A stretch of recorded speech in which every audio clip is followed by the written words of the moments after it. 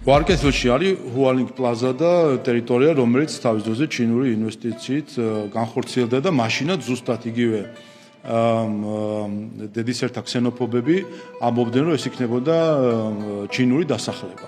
კი, სინამდვილეში ასეთი პროპაგანდა 2012-13 წლებში ოცნების მაშინდელ მხარდამჭერებს ჰქონდათ და ჩინელების ჩამოსახლებაში ნაციონალურ მოძრაობას ადანაშაულებდნენ. მაშინ მხარდამჭერები ოცნების მილიარდერმა დამფუძნებელმა ასე დააწყნარა. რაღაც საშინელი პროექტი ნახეს და ამ პროექტზე ჰქონდა და მოვიდნენ სამი მინისტრი ჩემთან. 126,000 კომპაქტურად დასახლებული, ალბათ სასურველი არ იქნებოდა, ყველა სახელმწიფოს აქვს ეს კანონი ამის. საოცარი რაცაა, ეს იყო საიდუმლო და არის ცოტა საზოგადოება.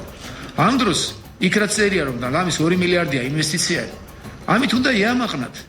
ეჭვი ახლა ჩემშიც გამოიწვია. მე დავაწყნარე მინისტრები და უთხარი რომ ამას კანონი უნდა პირველ რიგში და თუ ესეთი მშენებლობა მიდის, იქ კონტრაქტში არ წერია რომ მაინდა-მაინც ჩინელები უნდა ჩამოსახლდნენ.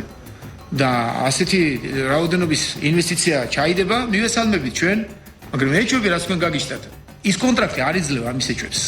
მაგრამ ამათი სიჩუმე კი იძლევა ამ ეჭვებს, რომ შეიძლება იყოს შეთანხმება არა ქაღალდზე, არამედ პირობითი. სიჩუმე, ფარული შეთანხმება, რაზეც ივანიშვილი ლაპარაკობდა, ალბათ გაუმჭვირვალობას ნიშნავს ამ შემთხვევაში. გემახსოვრებათ ისიც, რა იყო ოცნების მთავარი არგუმენტი ეგრეთ წოდებული აგენტების კანონის მიღებისას. გამჭვირვალობას არ აქვს, ბუნებრივია. ალტერნატივა ვერავინ ვერ ასაბუთებს, რატომ შეიძლება იყოს გამჭვირვალობა ცუდი. რატომ არის გამჭვირვალობა ცუდი? რატომ შეიძლება გამჭვირვალობა იყოს ცუდი?